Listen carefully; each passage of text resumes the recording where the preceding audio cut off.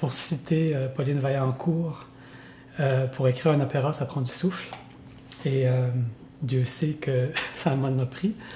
C'est un projet de longue haleine, comme n'importe quel opéra est un projet de longue haleine. Donc forcément, je dirais, si je pouvais résumer ça en un mot, ça serait soulagé. Le processus de création du rêve de Grégoire a débuté par un sentiment d'urgence. Un sentiment d'urgence qui était tel que je me suis dit, si j'ai une dernière œuvre à écrire, cette œuvre-là parlerait de quoi? Exprimerait quoi?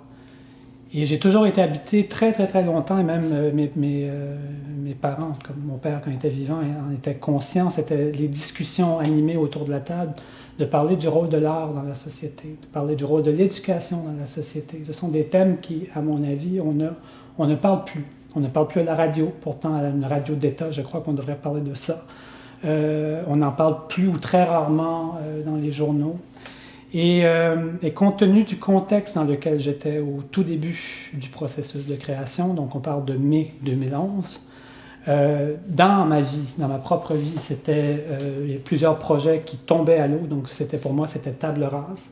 Je ne savais plus, j'avais terminé mon doctorat à l'université, terminé mon premier opéra, une résidence d'artiste qui n'a pas été renouvelée, et donc je me retrouvais devant rien, et je me disais, qu'est-ce que je fais?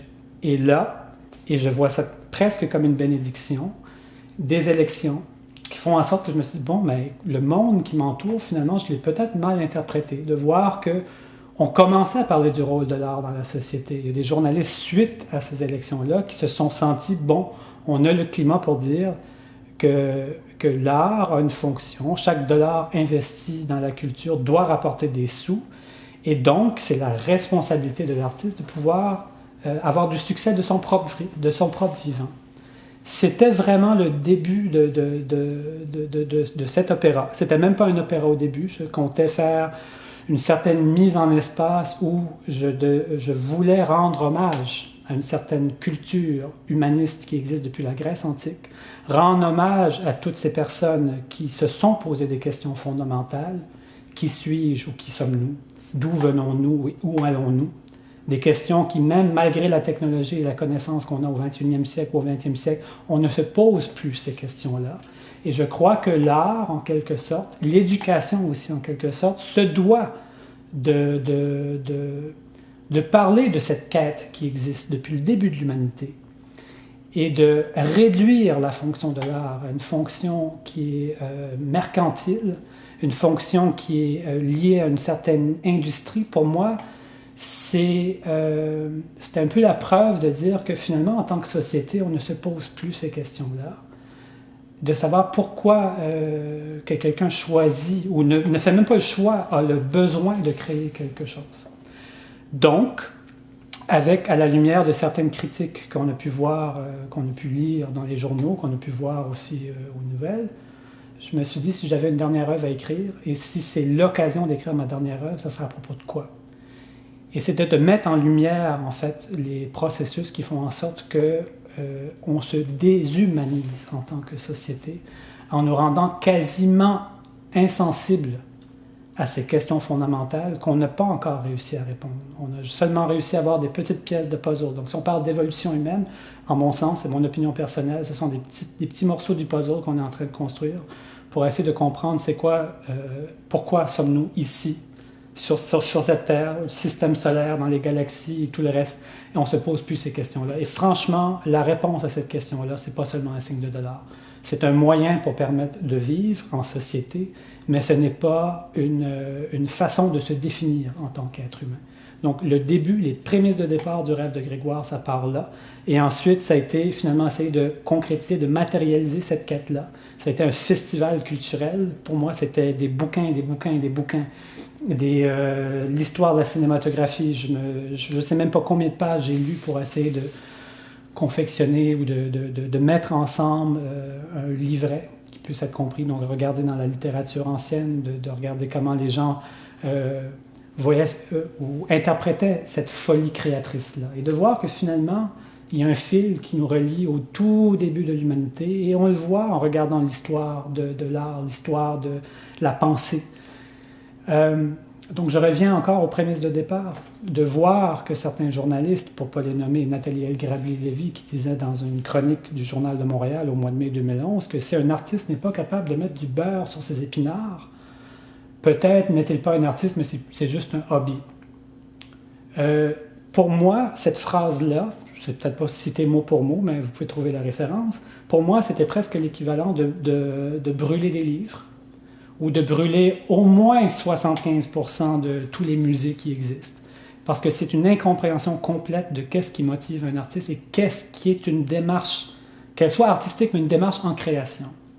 C'est également, côté environnemental, c'est également réduire notre écosystème. Nous vivons tous dans un écosystème, qu'il soit sur le plan de l'environnement ou le plan de l'environnement même de notre modèle de la société. Enlever la recherche, qu'elle soit artistique ou la recherche pure, et on sait que la recherche pure est questionnée, si ça ne sert pas l'industrie, ça ne sert à rien. C'est également un peu pervertir, je pèse mes mots, de pervertir un peu et de réécrire une histoire de l'humanité. Si on regarde vraiment les points forts de l'humanité, qui font en sorte qu'on est capable de nous définir en tant que personne, ou en tout cas mieux nous définir, eh bien, on regarde l'histoire de l'art et on voit comment notre interprétation du monde a changé. L'histoire des connaissances, la Terre n'est plus plate, même si plusieurs personnes pensent que tout gravite autour de la Terre, je suis désolé, ça a été prouvé. Mais pour pouvoir le faire, il faut avoir de la folie. Et la création passe par la folie. Et si en tant que société, on n'est pas capable d'offrir un cadre qui permet également un peu à cette folie ou à ces personnes de talent qui osent poser ces questions-là, eh bien, je suis très désolé, je crois qu'on a perdu, en tant qu'être humain, cette capacité ou cette caractéristique qui font en sorte qu'on est des humains et qu'on est capable de se différencier même du reste des animaux. Si en tant que société, on n'est pas capable de soutenir ça, eh bien, je me pose des sérieuses questions. Donc, le rêve de Grégoire, c'est essayer, avec un sentiment d'urgence, parce que j'aurais pu en faire une fresque de 2 mois, mais en 75 minutes, essayer de décrire ça, de dire, on est mis au pied du mur, il est minuit moins une. Comment essayer de rendre cette histoire-là claire et en même temps de ne pas oublier le côté de la folie. Ça paraît très sombre tout ce que je dis là, mais en même temps, un des personnages principaux de cet opéra-là, Le rêve de Grégoire, c'est le personnage de la folie, qui arrive comme un harlequin sur scène, couleuré, tout croche, tout broche à foin, on s'en fout, mais en même temps, c'est de là où naissent les grandes idées, qui font en sorte que nous sommes qui nous sommes en ce moment. Donc, c'est comme un dernier rappel au dernier spécimen de la race humaine, Grégoire, de lui dire « Il est minuit moins une, mon cher, tu as toutes les caractéristiques pour te faire, toutes les caractéristiques humaines encore, sauf que demain, si tu ne fais pas ton choix, tu vas être comme les autres, des êtres formatés qui n'ont plus rien en commun avec ce qui serait considéré l'humain. »